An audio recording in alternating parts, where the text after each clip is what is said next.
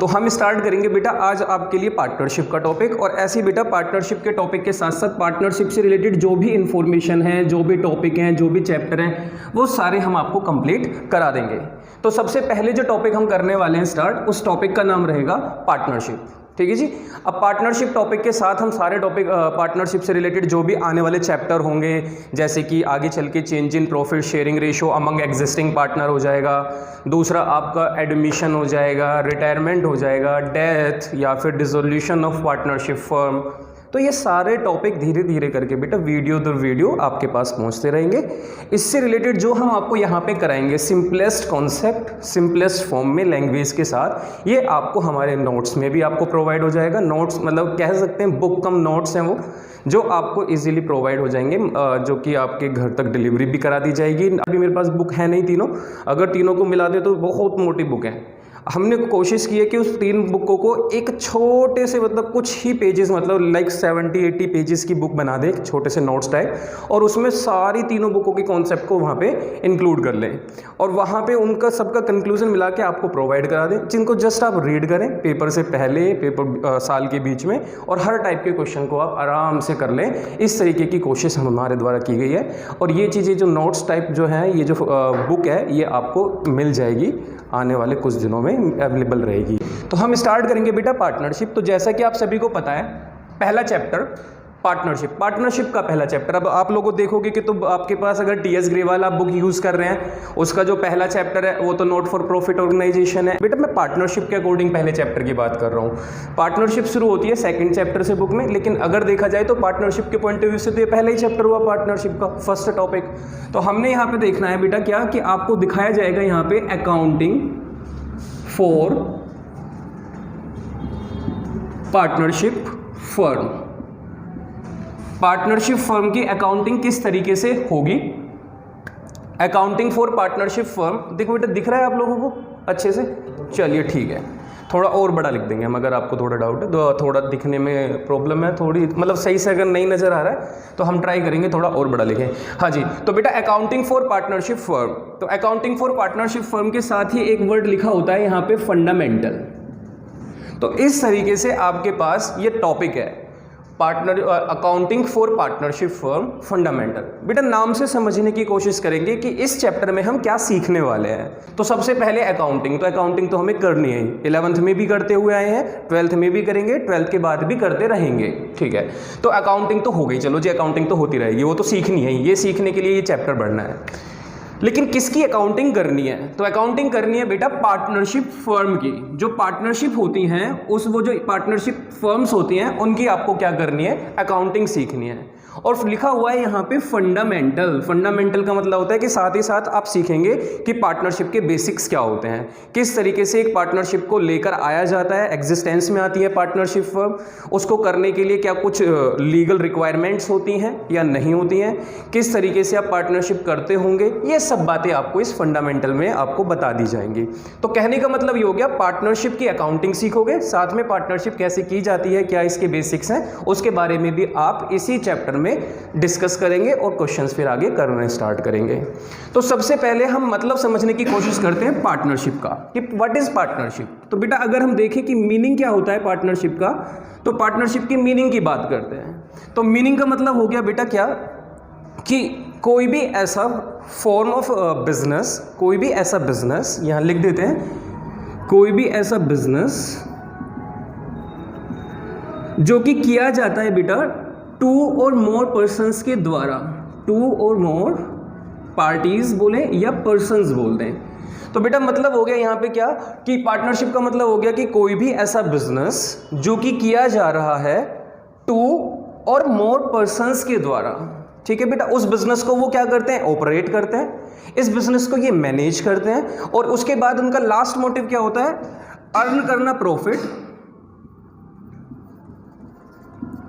And sharing.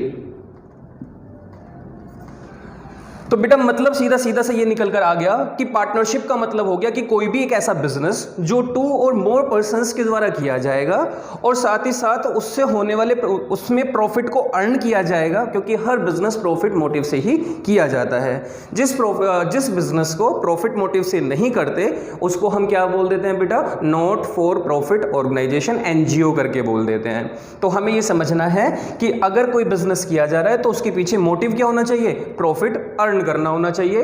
Profit को share करेंगे और वो 2 और मोर पर्संस होंगे। क्लियर है मेरी इतनी बात? चलिए आगे बढ़ते हैं। तो बेटा धीरे धीरे पहले भी इस जो नाम है इस चैप्टर का उसी का मतलब समझने की कोशिश कर रहे हैं। उसमें हमने पहले पढ़ लिया पार्टनरशिप, कि पार्टनरशिप का मतलब क्या होता है। पार्टनरशिप हो गया बेटा। अब बात करते हैं फर्म। तो बेटा पार्टनरशिप और फर्म के बीच में एक कड़ी आती है जिस कड़ी का नाम रख दिया जाता है पार्टनर। क्या नाम रख दिया जाता है बेटा? पार्टनर। अब कौन होते हैं पार्टनर? तो बेटा देखो, दोबारा ध्यान से देखो, अब इस डेफिनेशन में ही सब छिपा है।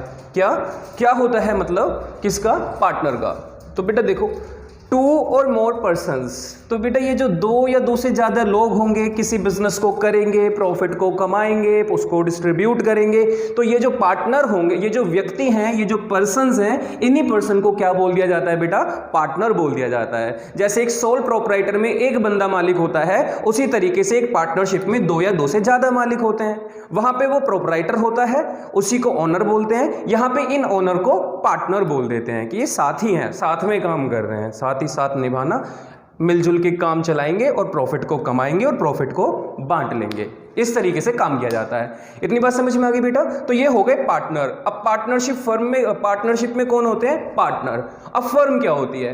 तो बेटा देखो, मैंने एक एग्जांपल लेना है कि जैसे कि मान के चलो 3 व्यक्ति हैं। एक पर्सन हो गया अवि, एक पर्सन हो गया अरुण और एक पर्सन हो गया संजू। इस तरीके से ये 3 पर्सन हैं। इन तीनों पर्सन ने कहा कि हम स्टार्ट करेंगे, हम एक बिजनेस खोलेंगे, हम तीनों मिलकर उसको चलाएंगे, उससे होने वाले प्रॉफिट को आपस में बांट लेंगे। तो ये तीनों क्या है बेटा? ये तीनों अगर हम इनकी अलग अलग बात करें तो ये तीनों ही हमारे पास क्या है? पार्टनर हैं।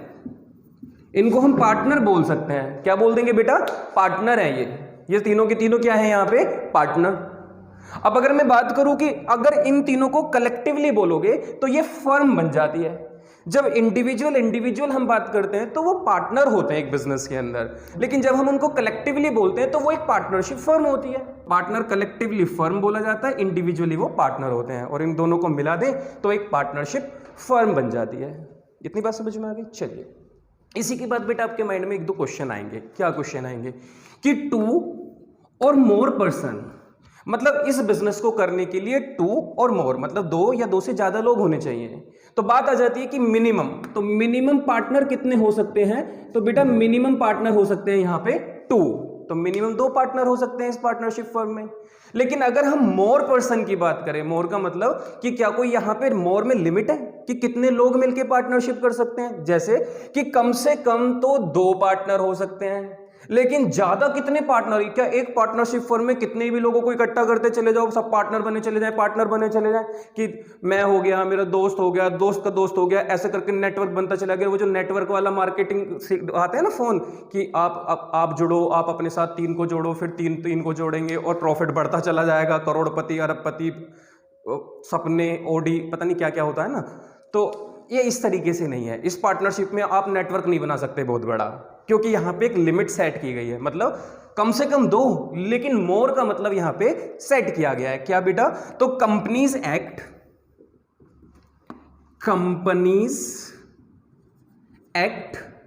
2013 सेक्शन 464, कंपनीज एक्ट 2013 का एक सेक्शन है 464।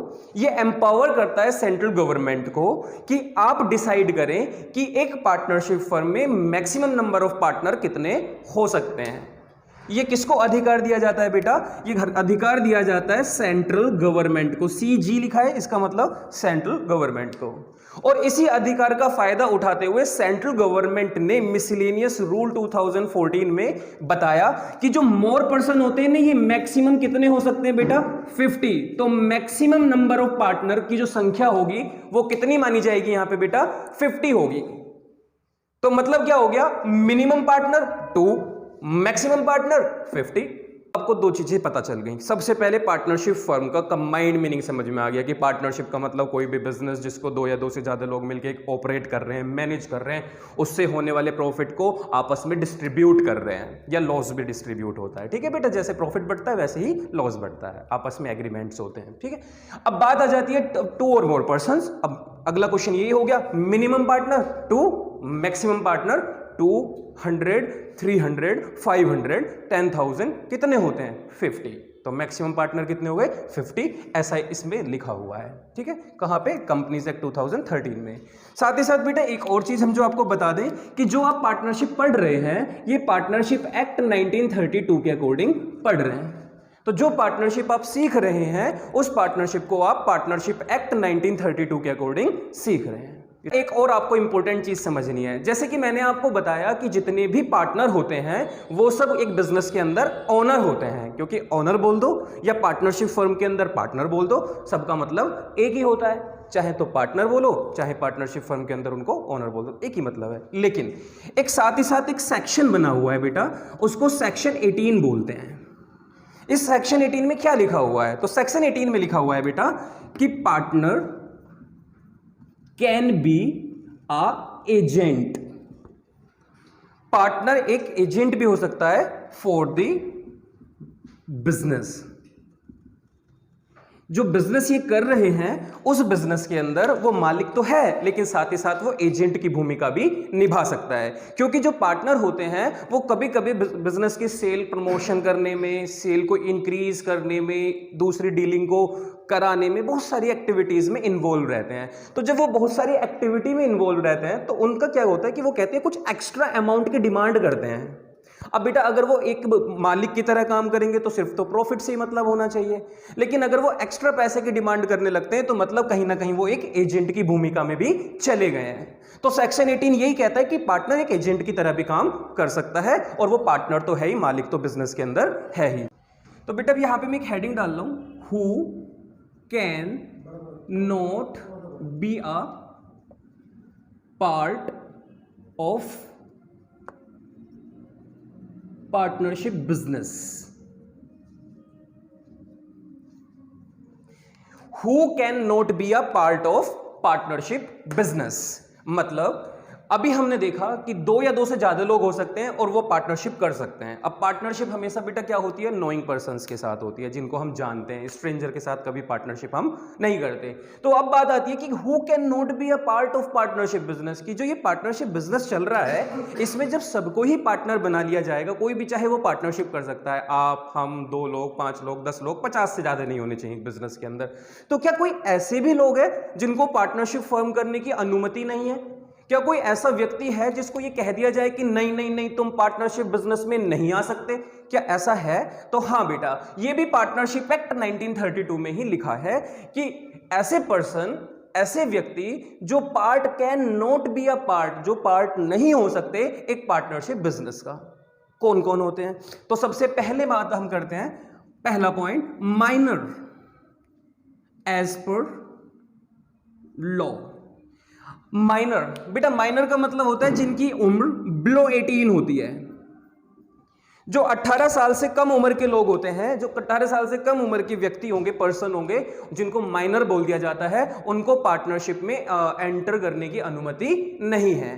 तो जो पार्टनरशिप आप कर रहे हैं, जो बिजनेस कर रहे हैं, उसमें सिर्फ कौन आएंगे? जो 18 साल या उससे ऊपर की उम्र के होंगे। जैसा कि हमारी गवर्नमेंट ने वोटर कार्ड बनाने का प्रोविजन रखा, और वोटर कार्ड बनाने का मतलब है कि वो वोटिंग राइट मिल रहा है उसको। वोटर कार्ड मिलने का मतलब आपको एक वोटिंग राइट मिल जाता है। अब हमारी गवर्नमेंट कहती है कि जो 18 साल या उससे कम के लोग हैं, जो उनसे कम के, उनको बच्चा बोल दिया, जाओ तुम्हें वोटिंग राइट नहीं देते, तुम्हें तो समझ ही नहीं है कि किसको वोट देना चाहिए, किसको वोट नहीं देना चाहिए। तो एक तरीके से देखा जाए तो क्या हो गया यहाँ पे कि उनको वोटिंग राइट यहाँ पे नहीं मिल रहा है। इसी तरीके से माइनर को बिजनेस में एंट्री का भी राइट नहीं है। लेकिन एक एक्सेप्शनल है यहाँ पे।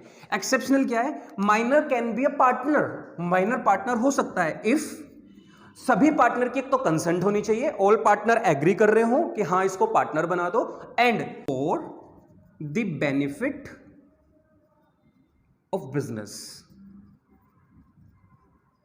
अगर हमें बिजनेस के बेनिफिट के लिए उसका कोई मदद चाहिए, उसकी ऐसी कोई पॉलिसी है जिसकी एंट्रेंस से हमें कोई बेनिफिट मिलने वाला है, सभी पार्टनर एग्री कर रहे हैं, तो हम माइनर को एंट्री दे सकते हैं, वरना तो बेटा पार्टनरशिप फर्म में माइनर के लिए एंट्री नहीं है। तो हमने लिखा ऐसे कौन पर्सन है जिनको पार्टनरशिप बिजनेस में एंट्री नहीं मिलेगी, उसमें आ जाता है माइनर, जो कि माइनर होगा 18 साल से कम उम्र का होगा, उसको पार्टनरशिप बिजनेस में आने की अनुमति नहीं होगी। सेकंड पॉइंट पे आते हैं, दूसरा। तो बेटा दूसरा होता है unsound mind. Unsound mind, unsound mind का मतलब क्या होता है बेटा? जिनका माइंड उस तरीके से साउंड नहीं छोड़ रहा होता है जिस तरीके से एक नॉर्मल व्यक्ति सोचता है, जिसको हम कह देते हैं हाँ ये समझदार है, ये डिसीजन ले सकता है, ये कैपेबल है। तो उन लोगों को जो अनसाउंड माइंड होते हैं, जो प्रॉपर वर्क नहीं कर रहा होता जिनका माइंड, उनको भी बिजनेस करने की अनुमति नहीं है। ये पता चल जाए कि हाँ जी अनसाउंड माइंड है, तो उनको भी पार्टनरशिप फर्म में एंट्री नहीं दी जाएगी। और आखिरी पॉइंट हो जाएगा बेटा हमारा यहाँ पे, जिसको हम थर्ड पॉइंट बोलेंगे, ये हो जाएगा डिस्क्वालिफाइड बाय लॉ। तो जो लॉ ने डिस्क्वालिफाइड कर दिया, जैसे कोर्ट के ऑर्डर हो गए, किसी से कोई बैंकरप्ट हो गया है, या फिर कोई किसी और तरीके की एक्टिविटी में इन्वॉल्व था जिसकी वजह से कोर्ट ने ऑर्डर दे दिया है कि मतलब किसी पनिशमेंट का कोई पात्र हो गया है, तो उस तरीके की व्यक्ति जो कि डिस्क्वालिफाइड बाय कानून के द्वारा ही उनको डिस्क्वालिफाई कर दिया गया कि अब आप नहीं कर सकते ये काम, तो उन लोगों को भी पार्टनरशिप फर्म में आने की अनुमति नहीं है। तो चलिए अब बेटा आगे बढ़ते हैं। अब ये तो हो गया बेसिक थियरी, अब इससे आगे के पोर्शन को समझते हैं। तो बेटा समझिए, अब आगे समझना स्टार्ट करते हैं कि जो पार्टनरशिप आप करते हो वो हमेशा किसके साथ करते हो? नोइंग पर्संस के साथ। नोइंग पर्संस जो आपके जानकार होते हैं। नोइंग पर्संस में कौन कौन हो सकता है? आपके फ्रेंड्स हो सकते हैं, आपके रिलेटिव्स हो सकते हैं, ठीक है जी, रिलेटिव्स हो गए, फ्रेंड्स हो गए, भाई बहन हो गए, सिबलिंग्स हो सकते हैं, ठीक है जी, ब्रदर सिस्टर्स, ये सब हो सकते हैं। ये मैंने सिर्फ रफली लिख दिया है बेटा, ठीक है। तो इसका मतलब क्या हो गया? ये नोइंग पर्सन होते हैं, ये स्ट्रेंजर नहीं है, इनको आप जानते हो, पहले से जानते हो, बहुत सालों से जानते हो, किसी के साथ खून का रिश्ता है, कोई यहाँ पे आने के बाद आपसे जुड़ा, लेकिन आप इन सबको जानते हो, ये आपके नोइंग पर्सन हो गए। इन्हीं के साथ एक पार्टनरशिप बिजनेस की शुरुआत की जाती है। और जब पार्टनरशिप बिजनेस हमेशा नोइंग पर्सन के साथ होती है, तो यहाँ पे दो कॉन्सेप्ट निकल कर आ जाते हैं। कौन सा? कि पार्टनरशिप आप ओरल में भी कर सकते हो, पार्टनरशिप आप रिटन में भी कर सकते हो। आपके ऊपर कोई रिस्ट्रिक्ट, मतलब आप रिस्ट्रिक्ट नहीं हो किसी पॉइंट को लेके कि नहीं जी आपको लिख के ही करना है, आपको एग्रीमेंट ही बनाना है, ऐसा कुछ नहीं है। पार्टनरशिप एक्ट 1932 ये कहता है कि पार्टनरशिप आप ओरल भी कर सकते हो, पार्टनरशिप आप रिटन भी कर सकते हो, ये चॉइस आपकी है। अगर आप ओरल करते हो तो ओरल कर लो, हमें तो कोई मतलब नहीं है, आप बिजनेस को करो। आप रिटर्न करना चाहते हो तो रिटर्न कर लो। लेकिन हाँ, अगर आप रिटर्न करते हो तो क्योंकि आप एक एग्रीमेंट बनवा रहे हो एक्ट के अकॉर्डिंग, तो इस वजह से इस रिटर्न एग्रीमेंट को आप पार्टनरशिप डीड के नाम से भी पहचाना करोगे। तो ये क्या बन जाया करेगी? आपकी पार्टनरशिप डीड। तो अगर आप एक नोइंग पर्सन हो के साथ पार्टनरशिप में आते हो तो आप ओरल भी कर सकते हो, आप रिटर्न भी कर सकते हो। अगर आप रिटर्न में करते हो तो वो पार्टनरशिप डीड कहलाती है। अगर आप रिटर्न में नहीं करते हो, वर्बली कर लेते हो, सारे एग्रीमेंट बोलकर कर लेते हो, तो वो एक ओरल पार्टनरशिप बन जाती है। ठीक है, अब बात आ जाती है ये कि हमको बोला जाएगा कि पार्टनरशिप ओरल भी हुई है, क्वेश्चन आएंगे। क्या हमको ये बता दिया जाएगा कि ये तो बोल बोल के कर रहे हैं, लिख नहीं रहे हैं कुछ भी? तो बेटा ये ऐसे बताया करेंगे कि क्वेश्चन इस तरीके से शुरुआत किया करेगा, in the absence of partnership deed. Absence का मतलब बेटा एब्सेंट, एब्सेंट का मतलब उपस्थित नहीं है, तो मतलब पार्टनरशिप डीड उपस्थित नहीं है, मतलब पार्टनरशिप डीड है नहीं, तो पार्टनरशिप इन ओरल है। या कह देंगे पार्टनरशिप डीड साइलेंट है, मतलब पार्टनरशिप डीड नहीं है, तो मतलब पार्टनरशिप कैसे हुई है? ओरल में हुई है। तो जब आप नोइंग पर्संस के साथ पार्टनरशिप करते हो, आपको ऑप्शन दे दिया गया कि आप ओरल कर सकते हो, आप रिटर्न कर सकते हो। रिटर्न करोगे तो डीड बन जाएगा, डीड बन जाएगा तो सारी बातें आपको इसके अंदर लिखनी होगी एक एग्रीमेंट के अंदर। और जब एग्रीमेंट के अंदर लिख दिया जाएगा तो इसके अंदर कुछ कंटेंट्स भी डाले जाएंगे। बेटा कंटेंट्स के ऊपर क्वेश्चन पूछा जाता है कभी कभी कि पार्टनरशिप डीड के कंटेंट बताइए। तो पार्टनरशिप डीड के कंटेंट्स क्या होते हैं? तो वही बेटा कि आपको यहाँ पे फर्म का नाम लिखना होगा, किस फर्म को आप खोलने जा रहे हो, नाम बता दो उसका, लिखित में है ना अब तो सब। आपको इसका ऑफिस एड्रेस, कहाँ पे ये रहेगी, एड्रेस बता देना है। उसके अलावा आपको बता देना है कौन इसका पार्टनर रहने वाला है। पार्टनर इन द सेंस मतलब बेटा ओनर रहने वाला है। कौन कितनी कैपिटल लगाने वाला है, किसको कितना प्रॉफिट मिलने वाला है, कौन प्रॉफिट में कितना हिस्सा ले, उसके अलावा कैपिटल कौन, किसको सैलरी मिलने वाली है, किसको कमीशन मिलने वाली है, कौन एजेंट की तरह काम कर रहा है। सब बातें कहाँ लिखी जाएंगी? पार्टनरशिप डीड के अंदर। और इन पार्टनरशिप डीड की बातों को हम बोल देते हैं ये पार्टनरशिप डीड के कंटेंट हैं। अब बेटा बात अगला क्वेश्चन यहाँ पे रेज होता है कि क्या रिटन पार्टनरशिप बेटर है या फिर ओरल पार्टनरशिप बेटर है? इन दोनों में से कौन सी पार्टनरशिप को करने का फायदा है, मतलब कौन सी पार्टनरशिप ज़्यादा बेहतर होती है?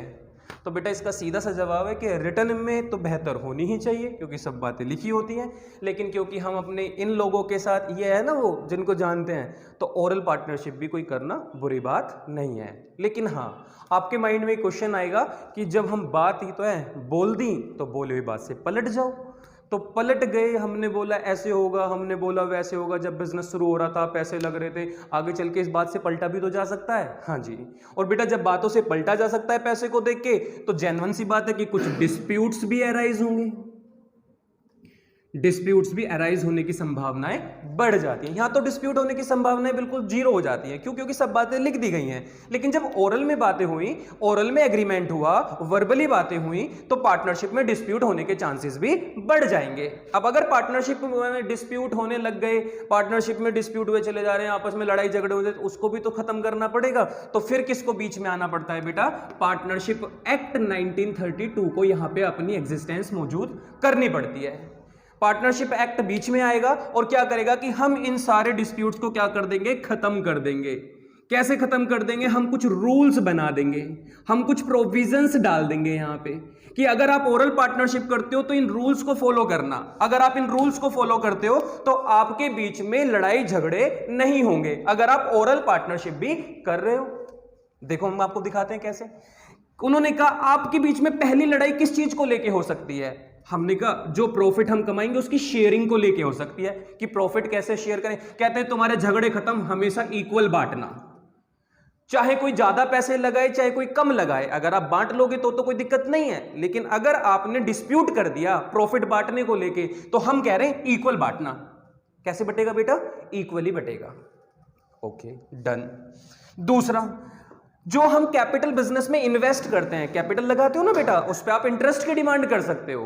तो इन्होंने ये बोल दिया इंटरेस्ट ऑन कैपिटल को लेके आपके बीच में ड्रामे हो सकते हैं। इंटरेस्ट ऑन कैपिटल हम बता दे रहे हैं नॉट अलाउड है, मतलब अगर आपने एग्रीमेंट नहीं किया तो आपको इंटरेस्ट भी नहीं मिलेगा। अगर रिटर्न में होता, आपने इंटरेस्ट ऑन कैपिटल लिख दिया होता कंटेंट में, तो आपको इंटरेस्ट ऑन कैपिटल मिल जाता।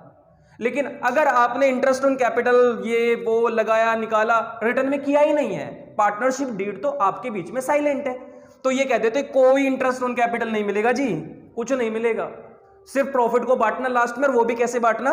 बराबर। ऐसे ही बेटा रेम्यूनरेशन वर्ड आ जाता है, जिसको सैलरी बोल दो, कमीशन बोल दो पार्टनर्स को, तो इनके लिए भी कहते हैं ना कुछ नहीं मिलेगा, कुछ नहीं।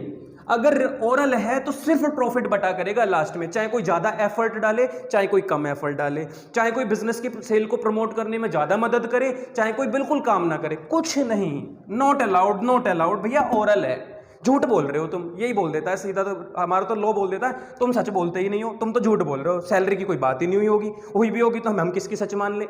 इस वजह से सैलरी और कमीशन अलाउ नहीं किया जाता, तो सैलरी और कमीशन नॉट अलाउड। तीसरा बेटा, जैसे आप कैपिटल लगाते हो वैसे ही आप कुछ ड्राइंग करते हो पर्सनल यूज के लिए, तो उस पर इंटरेस्ट बिजनेस मांगा करता है आपसे। तो जब आपको इंटरेस्ट ऑन कैपिटल नहीं देना, मिल नहीं रहा बिजनेस से, तो आपको इंटरेस्ट ऑन ड्राइंग चार्ज भी नहीं किया जाएगा आपसे, नोट चार्ज। बेटा ये सब अच्छी तरीके से हमारे नोट्स में आपको मिल जाएगा। बाकी आपकी बुक जो है आपके पास, उसमें सब में लिखा हुआ है, जरूरी नहीं है आप नोट्स वगैरह के चक्कर में नहीं भी पढ़े, आपकी बुक में भी है सब। लेकिन बस वही है कि जो बातें हमने लिखी है सिर्फ वही नोट्स में मिल जाएं। बुक में तो बेटा भंडार है ज्ञान का, ज्ञान कोश है, वो तो समुद्र है। लेकिन हम ये कहना चाहते हैं कि बेटा इन सारे समुद्र में से छाट छाट की जरूरत की चीज़ें जो हमारे काम आए, जिससे हम स्कोर कर जाएं बोर्ड के अंदर, तो वो अगर आपको एक कहीं जगह लिखा मिल जाए तो इससे अच्छी कोई बात ही नहीं हो सकती।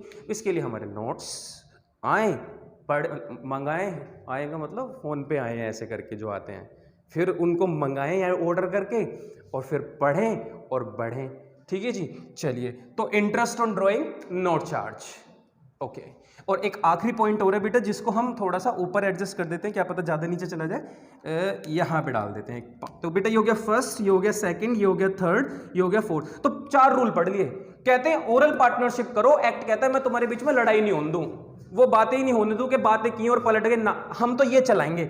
ओरल करो, कोई नहीं, प्रॉफिट बराबर बांटना, इंटरेस्ट ऑन कैपिटल मत मांगना, सैलरी कमीशन मत मांगना, इंटरेस्ट ऑन ड्राइंग नहीं चार्ज करना। और आखिरी पॉइंट जो इन्होंने बोला कि अगर आप एज अ लोन बिजनेस को पैसा दे देते हो तो आपको इंटरेस्ट मिलेगा। क्यों? क्योंकि बेटा हर चीज तो नहीं मिल रही है यहाँ पे, लेकिन अगर आप लोन दे देते हो बिजनेस को तो आपको ये पता होगा कि अगर हम लोन ले लेते हैं बैंक से, थर्ड पार्टी से, सब ब्याज लेते हैं, तो बेटा अगर एज अ लोन पैसा अगर किसी पार्टनर ने कोई एडवांस पैसा दे दिया है तो वो उसका भी हक बनता है कि थोड़ा सा उसको भी ब्याज मिले, क्योंकि ये सब क्यों मिलता है जो एक्स्ट्रा पैसा लगाते हैं। तो इस वजह से यहाँ पे लोन दिया जाएगा, इंटरेस्ट ऑन लोन दिया जाएगा कितने percent per annum? 6% per annum, अगर पार्टनरशिप डीड नहीं है, साइलेंट है।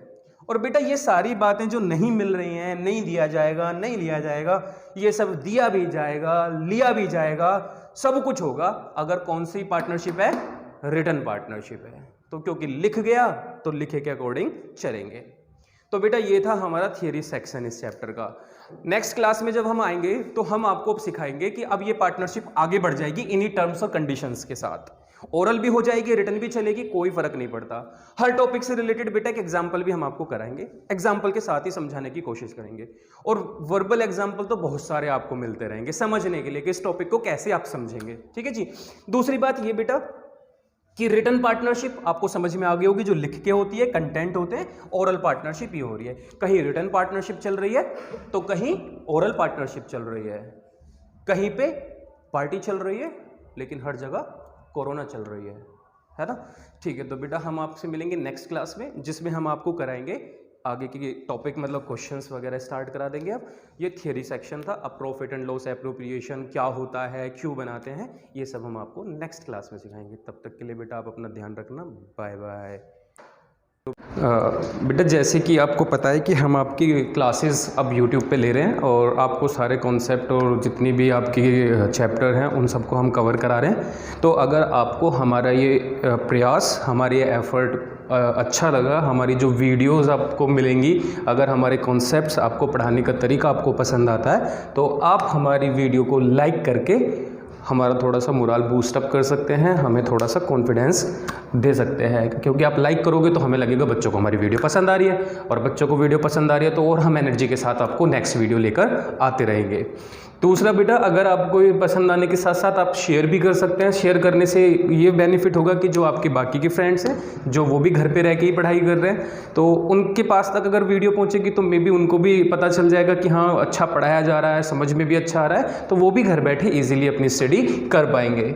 तीसरा बेटा यहाँ पे सब्सक्राइब है, तो सब्सक्राइब जैसे कि आप इतने सारे वीडियोस देखते हो, इतने चैनल आप सब्सक्राइब करते हो, उसी तरीके सब्सक्राइब करने का बेनिफिट ये होगा कि जब भी हम नेक्स्ट वीडियो अपनी अपलोड करेंगे, तो जैसे आप इस टॉपिक को पढ़ रहे हो, इससे रिलेटेड जो नेक्स्ट वीडियो आने वाली है टॉपिक पे, वो आपको कैसे पता चलेगी कि किस दिन आ गई, जैसे नेक्स्ट डे आ गई या उसी दिन दूसरी भी आ गई है, ये आपको तभी पता चलेगा जल्दी से जल्दी जब आप सब्सक्राइब कर लोगे। इससे आपके पास नोटिफिकेशन आ जाएगी। अब नोटिफिकेशन आ जाएगी तो आपको पता चल जाएगा, और ये कब होगा? जब आप सब्सक्राइब कर लोगे।